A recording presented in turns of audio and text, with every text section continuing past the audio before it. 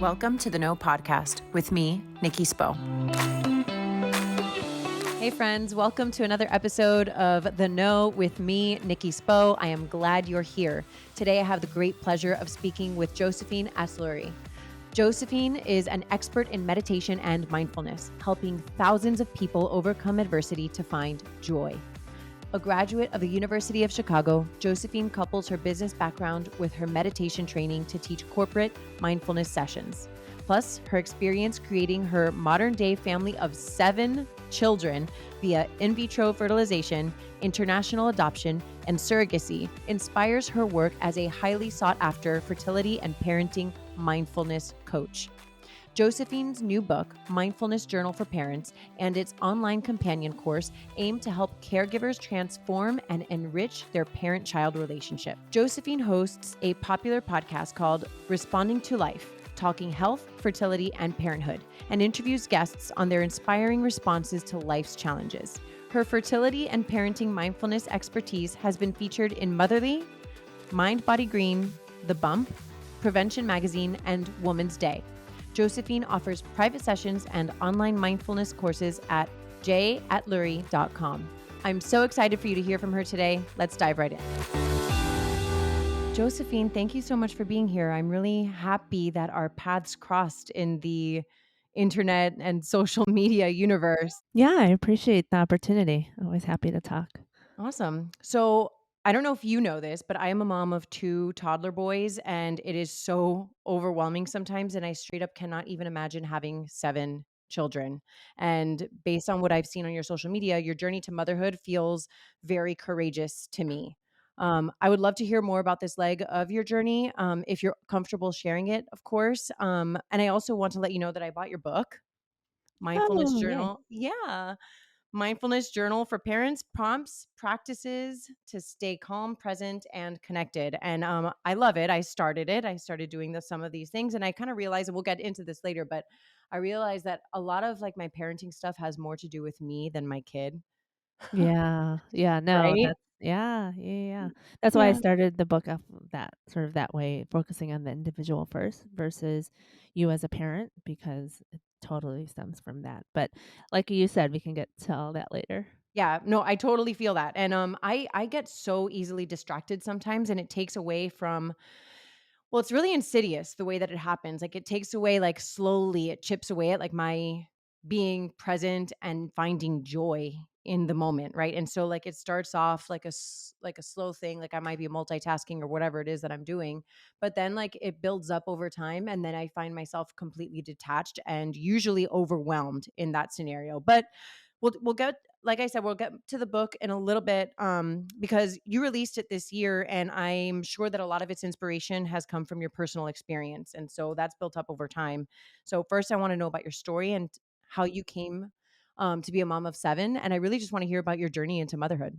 Oh, yeah, no, I love talking about it because it encompasses many avenues, very different paths to parenthood that we took. So we knew going into it that we'd have to pursue IVF, so we went straight into that, and it didn't work for a number of years. We did it back to back, and then we finally did become pregnant, only to lose our twins in the second trimester. And it was at that point that I finally had an opportunity to pause and be honest with myself during that whole grief process, and realize that it was one of the hardest decisions that I had to make because I don't like to quit. And so that was when I realized that, there are many different ways to become a parent, and that I was exhausted physically, mentally. I couldn't do it again, another IVF cycle. So we pivoted to international adoption. And a year later, we went through a faster program. Doesn't usually happen that quickly, international adoption. We adopted our son from Kazakhstan, and we had to live out there for a month. It was such a wild experience. I'd never done that before, living abroad, and then we brought him home, and now it felt like this cloud had been lifted off of us, the weight on our shoulders, and we enjoyed being parents finally, for a year. And then we decided, let's try IVF one more time. We did it, went a whole different facility, did it out of state, and became pregnant with twins again. It wasn't the pregnancy I imagined because of the trauma from before. And now we're a family of 3. But during that process, if you're familiar with IVF, we were able to save a number of embryos, of frozen embryos. And after working so hard to create them, the thought of just letting them sit just was really painful for us to bear, but I couldn't carry again. So there's a big gap between the kids. We saved up for 5 years, decided to pursue surrogacy, and she carried boy twins for us. And then we had a few remaining left. And after like many years of conversation about what to do, we decided to just see what would happen and worked with a different surrogate. And she carried our latest, a set of twin girls who are now 4 months. So that's, sort 4 of, yeah, months. Oh my they god. will be 4 months next week. So that's Congratulations. Thanks. Yeah. So that's our journey: international adoption, IVF, naturally, or carrying myself, and then surrogacy. Who are 2 different people, 2 different agencies. And, um, I always say whenever I talk about this part of our lives is that families are just created based off of this common bond of love. It doesn't matter how the kids come into your lives. But that's sort of the thing that binds everyone together. Like, your story just opens up, like, a whole can of questions for me. Um, and I think it will for a lot of listeners as well. It's like, I have okay, let's go to the beginning. Like, how do you get to the point where you're like, I'm not able to conceive we are not able to conceive on our own, and IVF is going to be, like, what we have to do. So I like, and to give you some context, I've had people on the show that talk about, their IVF journey and how difficult that is, and how there's a whole world of support within that because it's so difficult, like you mentioned. Um, but how do you get to the point where you're like, "Okay, like, we're gonna go this route?" So we were lucky actually because of an illness that my husband had back when we were dating. We knew that this was just our only option. And so we went straight into IVF. And after working with so many fertility mindfulness clients, it really dawned on me how lucky we are that I always try to look at the positive side of things, but lucky that we knew what path we had to go on to, because many people have to go through several years of trying different things before they can finally get to something that actually works for them. So when you say, like, your life was chaos and that really, triggered your desire to become a mindfulness coach, can you elaborate that on that a little bit? Yeah, yeah, yeah. So, I was working in fitness and nutrition at the time, so I felt like for myself that that was always on point, but I could always feel like there was something missing. Like there was a piece of sort of overwhelm and stress that I could not address through, my nutrition and my working out habits. And so that's when, I had a friend who insisted that I give it a shot. But like many of my new clients or people that I'm trying to work with will tell me, I always hear, and I was always the same as well, I can't turn off my mind. There's absolutely no way that I can do this. But she insisted, and I'm so glad that she did, because I tried out one of the many apps that are available, and I became hooked. I think it was the first time that I had given myself, it was a simple 3 minutes where had given myself a moment to just pause and to breathe and to really just look inward and just be present in who I was.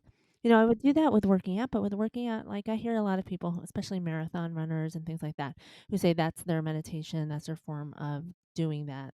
And I get that, I do. But there's a component to it with working out where you're still, your mind still is active in a certain way.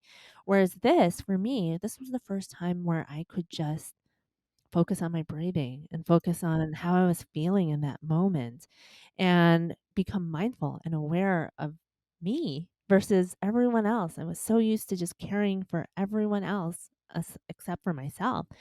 And so that's what really did it. And that's once I started doing that regularly, it became something that I needed to keep pursuing and keep doing for myself. And then I decided to take workshop or like a teacher training for the purposes of my job to incorporate it into the work that I was doing, but ended up loving it so much that I thought, you know what, I'm going to pivot in my career and pursue this because this is so helpful. And if it's helped me deal with and like navigate the challenges of being a working mom, then it can help so many other people.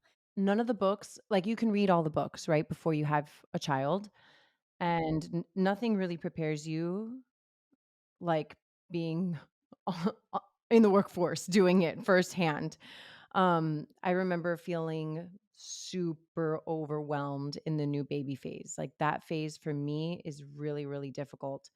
Um, and so reading the books and then applying it into real life scenarios is hard. It's not easy. It's something that you actually have to practice, right? It's called a mindfulness practice. I always think about that. It's called a mindfulness practice because you have to practice at it. You have to work at it, and it comes with time and like a lack of judgment. How much time passed between the fact, like the point where you said, "Okay, I'm doing this for myself, and now I'm ready to help other people." When I fall in love with something, I just jump in with just both feet in, and that's how I've always been with all the different careers that I've ever dabbled in and tried out.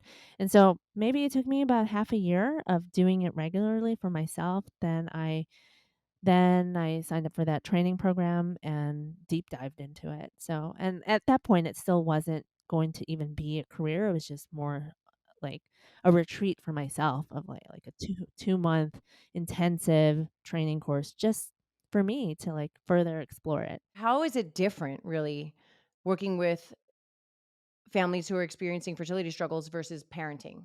It really came full circle for me because it's kind of like that idea of paying it forward.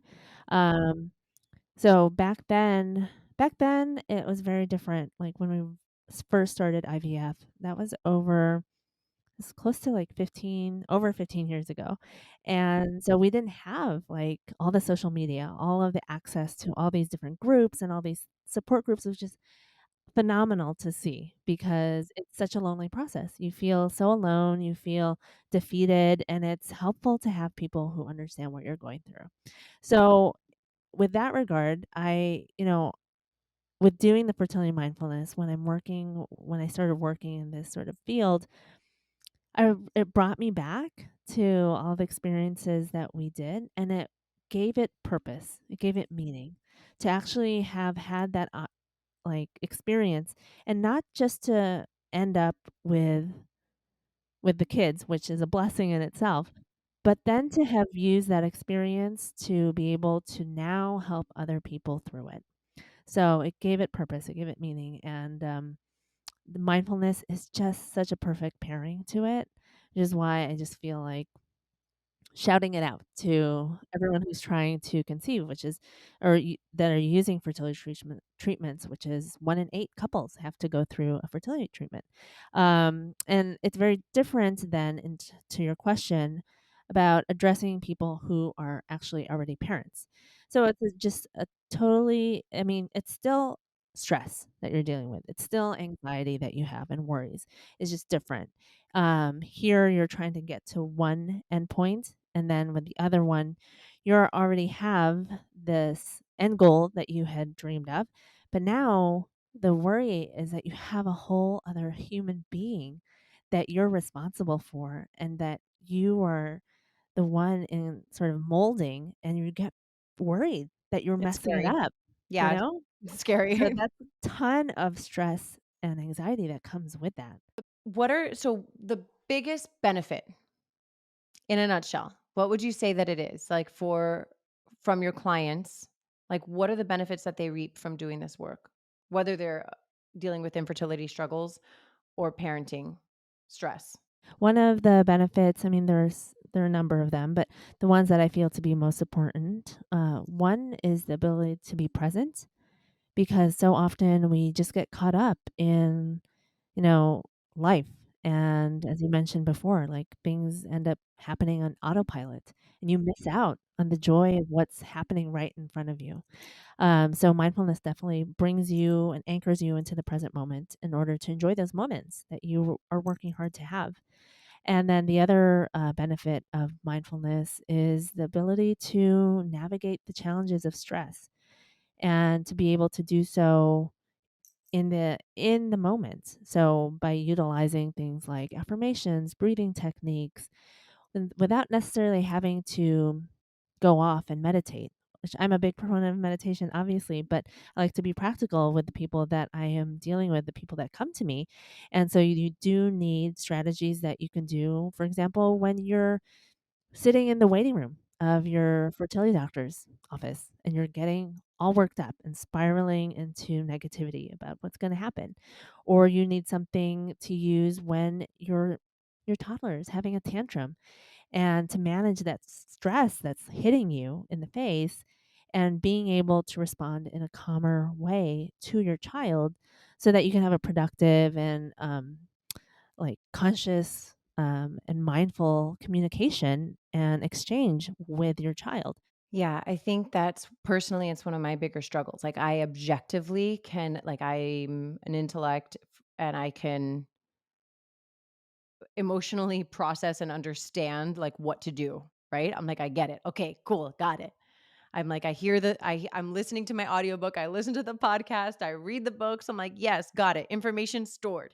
It's a completely different thing when it's in the moment, like you're saying. And I love that this book and your teachings help navigate the challenges of stress in the moment, because I think that's what a lot of people struggle with. Like, we can understand something objectively and we can say it makes sense. And it's another thing to put it into context in real life scenarios. And on that note, how much of parenting has to do with our own realities as individuals? Yeah, right. So as we were talking about before, that's why I structured the book in that way because, in the beginning, it's a primarily about yourself as an individual, not as a parent. I don't address you as a parent. I just talk about things that like your intentions, sort of where you're coming from, looking at your stressors, your triggers, things like that.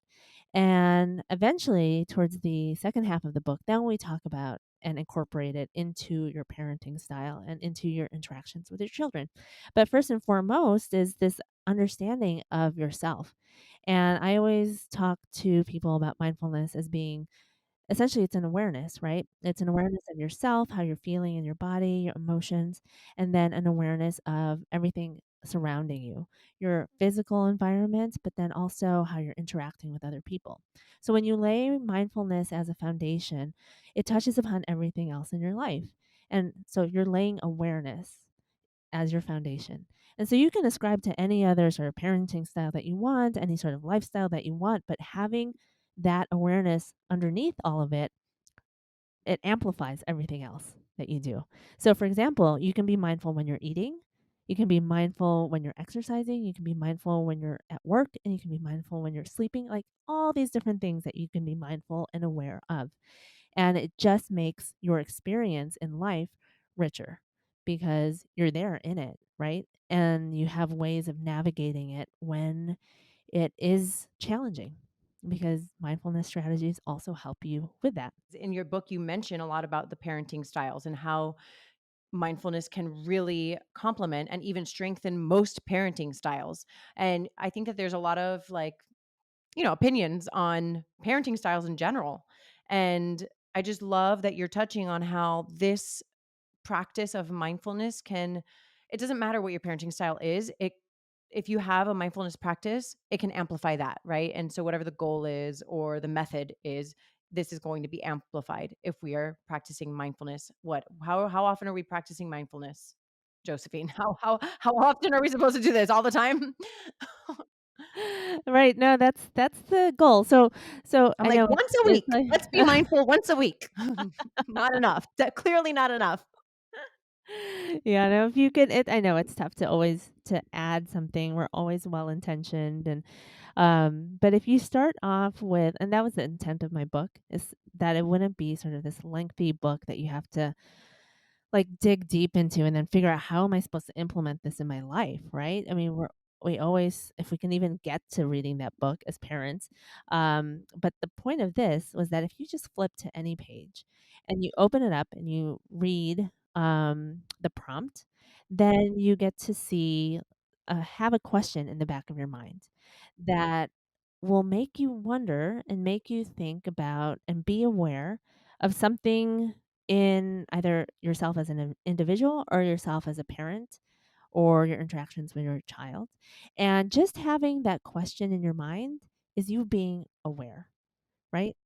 And so if you can just start off that way, I think that's sort of an easy way for people to segue into something that's new to them, that may be worried about because they don't know if they're doing it right or if they're doing it enough. This is just all I'm asking you to do is just to question something and think about it and think about the answers. If you do the next step of writing them out, you'll be surprised by what like falls out onto the paper, because that always, putting pen to paper will always allow things to just rush out, and it's amazing and so therapeutic. But even if you just think about that question, like, there's a question on there about what we were talking about before. What are my triggers? Why was I feeling this way when I woke up? And do you ever take time to just think about that? Or do you just go through the motions and then figure out, okay, well, I just woke up on the wrong side of the bed? Well, maybe that's not enough, because maybe tomorrow you don't want to wake up on the wrong side of the bed, because then it affected every single other part of your day, right? From work to your kids, everything. So, if you just want to ask yourself and dig deep, it requires work to think, well, what happened that led up to this? And you can think about that while you're brushing your teeth. You can think about it if you're commuting back to work, whatever it is. It can just be a question versus doing something else. I have to be honest about this. It's like the biggest deterrent for me for picking up a book like this or any of my other like self-help books or like workbooks that I work on, because I need to schedule them, right? Like one day I'm going to do this and the next day I'm going to do this, because I'm always like working on something different. But like the biggest deterrent for me, and it doesn't matter which self-help workbook I'm working on at the time, is I don't wanna know what I'm gonna write. I'm scared of it. I'm like, I don't wanna face the music, right? Have you ever had clients who tell you that? They're like, it's like in the back of my mind, I'm like, I know why I do this. I know why I operate this way. And I don't wanna face the music. And it takes a tremendous amount of courage sometimes for me to open the book and actually write it down. So on that note, I'm going to do what you said. You just flip. We're gonna flip. We're gonna do a little exercise. We're gonna flip to a page in your book and I'm gonna read it. Okay. Okay, shift. Then, Okay, well, I'm on page 63. If anybody has the book, which you should totally get the book, it's amazing. Shift to acceptance. No matter how hard we try, for the most part, we can't change people who don't want to change. Instead, a shift in your viewpoint could be key to improving your relationship. Name some qualities of your child that make up their unique essence. Circle one trait that you find problematic. Write how you can shift your perspective to accept this quality as a part of their individuality. That is so hard, it is hard. right? Like the things that like the things that like drive me crazy about my child, for example, I'm like, how can I see that in a positive light? Sometimes it's hard to, Yeah, right? especially in the moments. In the moment. Yes, That's when it's absolutely. hardest. You know what? This is actually what I'm going to start doing. I don't know that I'm going to go in order with the book anymore. I'm going to take your advice and I'm going to actually do it at random. Yeah, it makes I it more love that. fun and more interesting. But Yeah. to your point about, being scared of what comes up and it taking courage, I actually did, talk about that, or maybe I even wrote about it, because people always say that, maybe they're worried about meditating or being mindful because they don't know how to do it. But another real thing is maybe they're scared of what will pop up, you know? And in that silence, if especially if you're meditating, they're so worried about, like, what will truly pop up. And, it definitely takes courage and giving yourself some grace as you proceed into anything like this. And Exactly. when we do this work, what does that mean for our children's experience? Yeah, it transforms it. It enriches it, because now you are coming from a place of empathy and kindness.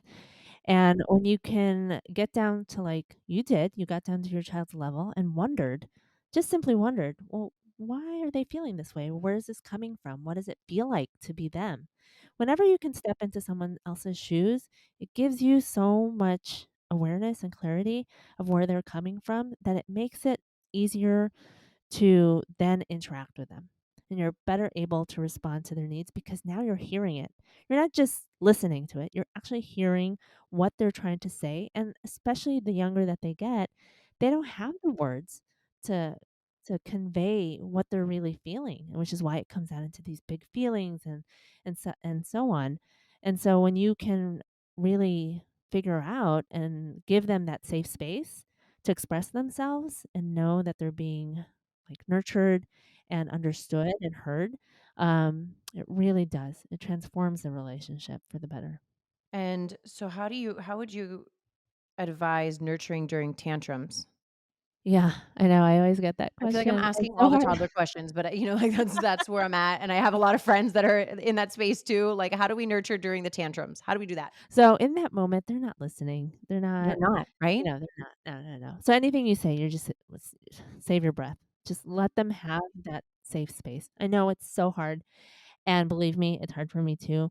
And you have to practice at it and you have to implement other strategies at the same time so that you don't go off the deep end. So, like in those moments while my child is having a tantrum, I'm giving them that safe space. I'm not judging them. I'm not scolding them. I'm allowing them to cry if they need to cry because it's okay to express themselves, right? Growing up, I was always told, don't cry, that you don't need to be doing that. But that's my form of expression. So, why would you say that they can't do that? But so anyway, while they're doing that, as hard as it is to listen, I'm implementing my breathing strategies because it instantly brings my heart rate down. It instantly brings my blood pressure. I don't feel so sweaty. Like those are all the physical symptoms of like you being stressed out. You're in your fight or flight state. And so I'm just breathing and I'm allowing them to do what they need to do. But also coaching them in saying that I hear your feelings. I hear you're frustrated. I'm so sorry that you don't, maybe that you got hurt, or I'm so sorry, whatever it is that happened. So acknowledging like, I hear you. I understand this. I'm so sorry this. Because at that moment, that's all that they can really hear. They don't want to hear what your solution is at that moment. They just want to feel heard, right? And it comes out really big because they don't have the right words to say at that moment. So often it depends on your child. If they respond to like physical acts of love and support, then that's when I would bring in a hug. And that was actually one of my things in the book, which for one of my kids, hugs were the best for him. And as I'm hugging him, he's still crying, but what I'm starting to model is that deep breath. And you can feel your breath when you're breathing deep, your chest and your belly, they're moving up and down. And if you're hugging them close, they can feel that too. And over time, they can start to feel like, okay, well, and I'll even coach them towards the end of the tantrum. Let's just take deep breaths together so we can get to a calm place, and then we can talk about what we need to do next. And if they see me doing it, then it's much easier for them to follow along because we're modeling for them all the Right. time. But, Absolutely. like, this is not just a disclaimer. This is not something that will, like, magically happen in that first instance when you try to implement it. It takes so much practice, but Practice. We it come back to happens. Yes. practice. So, can you walk us parents through a few practices that can help with resetting, staying present, and enjoying the moment, even if that moment is chaotic? But I want to know, like, anything that you can offer the parents, right? Like, I just asked you about like what we can do with our kids in their tantrum. What do we do for us? We have breathing, right? So, like, is there a specific breathing exercise that you implement? There are many different ones. It's really just all you're doing is you're altering your pattern of breath. And by doing that, you're taking the focus away from whatever is triggering you. So it's twofold. It's one, it's taking away that focus because if you're counting your breath, say you're doing a square breath, which is 4 seconds inhale, 4 seconds pause, 4 seconds exhale, 4 seconds pause. It's a square breath. What you're doing is you're counting. You can't think of anything outside of the moment, outside of that count. You can't think of the past, any past mistakes. You can't think of the future, all of the endless things you have to do. You're just in that moment. But then the other benefit of it is, like what we discussed before, is slowing down your breath moves you from that fight or flight state, that triggered my life is in danger state, into that calmer rest and digest state. And so that's why, as to your point, breathing strategies are an excellent way of returning back to the moment. Other things that I like to use are like mantras or affirmations. So when I feel myself spiraling with anxiety, what I'll do is I'll ask myself a question such as, what do I know in this moment to be true? Because a lot of times when you're anxious, what what sets it off is uncertainty and your inability to control the situation. And so if I can just ask myself, in this moment, there are certain things that I know to be true. Like everyone in this house is safe. This like goes to COVID. Everyone, right, what I know right now, everyone is safe. Everyone is healthy to the extent that I am aware of. So what is the point of me worrying about something if I don't have the facts to support it yet? I'll worry about it when I need to worry about it, when it's factual, when it's truthful. And so that sort of pulls me back from that spiral that you can get into of all the what ifs. I mean, the what ifs are what really can just send you on a tangent of and a spiral of negativity. So those are things that it's like a constant talking to myself. Like that's what I use mantras and affirmations for, and these mindful questions, because it's always, instead of having that inner critic, that voice in your head that's always like telling you you're doing things wrong or telling you everything's negative, instead I balance it out with this voice that provides me with positive feedback, provides me with questions and support that help me stay rooted into the present moment. So, Josephine, tell us about your other book. Yeah, no, so this actual book, it comes with an online companion course so that and you can go to it at mindfulparentclass.com.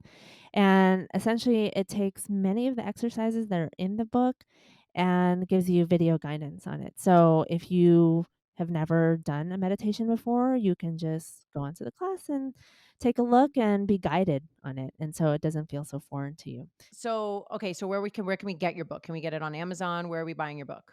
Yeah, you can Directions, get the it on website. Amazon. You can go to mindfulparentclass.com. You can buy the book there. You can buy it with the online course bundle. And yeah, those are the different ways you can connect with me on Instagram. I'm always putting on sort of mindfulness and parenting and fertility sort of tips and things that you can do. My handle is Josephine R. Atluri. And then I have a podcast called Responding to Life, Talking Health, Fertility, and Parenthood, where I talk about all those things. It starts off with my journey, but then starts to delve into other people's as well. Awesome. Josephine, thank you so much for your time. This is awesome. I'm so glad we got to connect. Yeah, thank you so much. It was so great to speak with you. Thank you so much for listening to The Know. If you loved this episode, go ahead and share it with a friend. Words are so powerful, and someone may need to hear what we covered today. And if you really loved this episode, please take a moment to rate the show and leave a review. Your comments are so important and valued, and they give other listeners insight on what to expect on The Know. You can connect with me personally via Instagram at Nikki Sap Spo and The Know with Nikki Spo. My hope for you today is that you are fearless in looking inward so that you can be your highest, most authentic self and go after the life of your dreams.